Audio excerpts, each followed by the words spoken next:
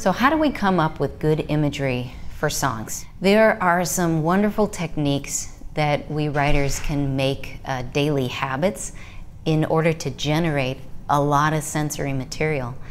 And these techniques can also train us to really not experience writer's block ever again, and to be able to come up with good, original, weighty song material on demand, whether you feel inspired or not.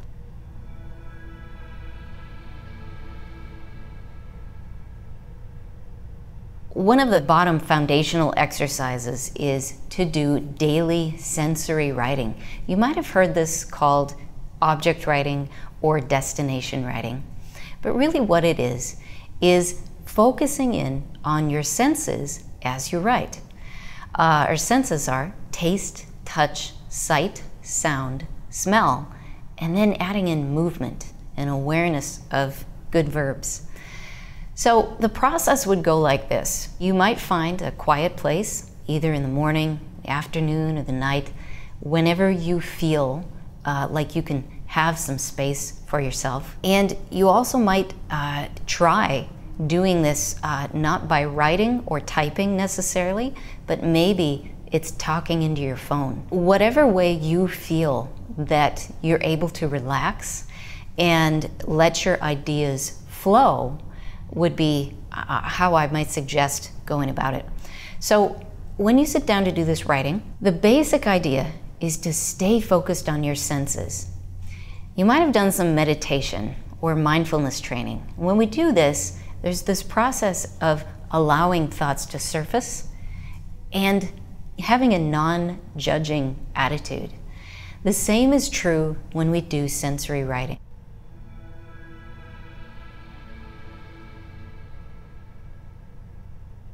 Treat what rises to the surface regarding taste, touch, sight, sound, smell, and movement as simply thoughts, simply ideas.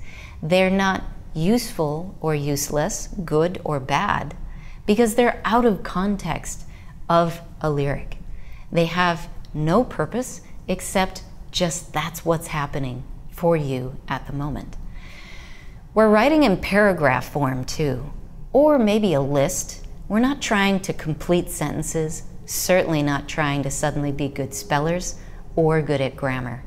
We're just letting the thoughts rise. The way to begin could be to choose an object like a coffee cup or glasses or running water, and then you begin to sensory write, focused on that object.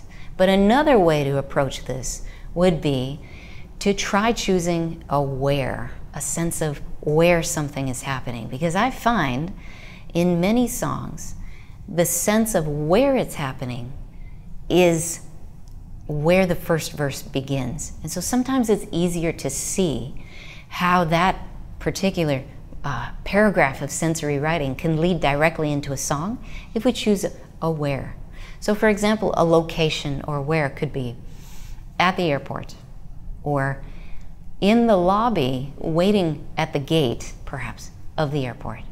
Waiting for my flight at my gate 2 hours before the flight leaves at the airport. The more specific I'm getting, perhaps the more ideas that are coming to me. We can also do this with a sense of when. When we choose a time frame, it can bring ideas to the surface. So for example, 2 a.m., okay? 2 a.m. in an alley in New York City. That gets a little more specific now. That might be a different song than 2 a.m. leaving a nightclub, 2 a.m. in a laundromat. When you attach a time to a location, it's easier to come up with ideas. Ideas surface. And then you begin doing your sensory writing. What do you taste? What do you smell? What do you see? What do you hear? What is moving around you? And when telling language, that sort of journaling, ranting and raving, or thoughts and feelings start to seep into the writing like it typically does when we're just simply writing lyrics or journaling, don't judge it. Don't be a critic yet. It's not time to criticize. It's just time to brainstorm.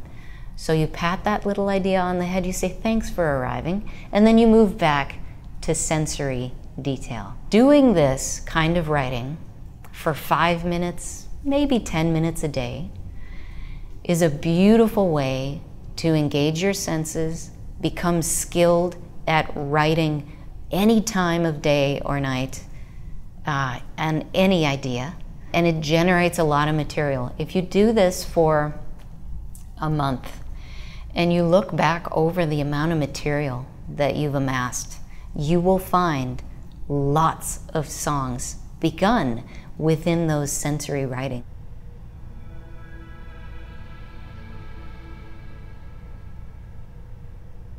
We don't have to stop there with our writing, just using sensory writing or destination writing or object writing as simply a brainstorming tool. We can actually use the material that we come up with in those paragraphs or lists of sensory writing as song lyrics. This process is going to allow you to come up with song lyrics anytime, anywhere, and have lots of material hanging around to use. And so when you then decide to sit down and write a song or collaborate and need material to bring to a collaboration, or even write with another artist who has their ideas of what they want to say, this process is going to give you tons of material. So you always feel prepared, and again, you do not need to worry about writer's block because there are so many ideas that you already have waiting to be formed.